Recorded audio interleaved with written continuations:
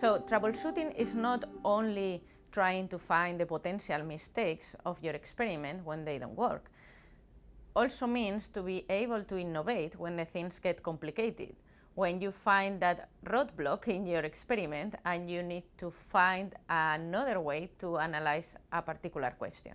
In our experiment, when we were doing the CRISPR knockout of these HER2 amplified cancer cells, we faced an important challenge, and was the validation of the HER3 expression in more than 100 clones. We knew, for the nature of the technique, that most of those clones were going to be knockdowns, that the expression of HER3 was not going to be completely gone.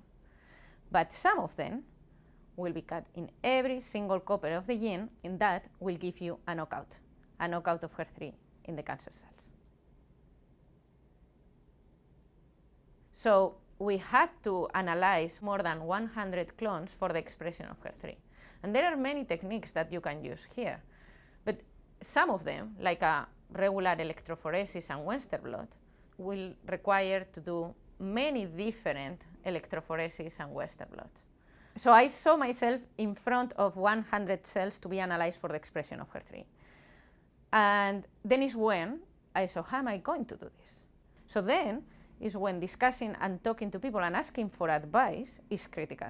So I remember to go to my PI, and he mentioned, well, why don't you use something that is called dot blot? And of course I didn't know what dot blot was, because it's a technique that has been used a lot in the past in the labs, but right now not that many labs are using dot blots.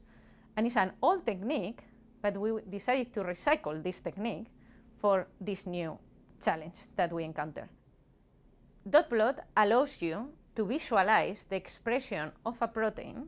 This technique allows you to use a 96-well format, so you are able to analyze close to 100 clones in one experiment. You just study the expression of the protein in the well.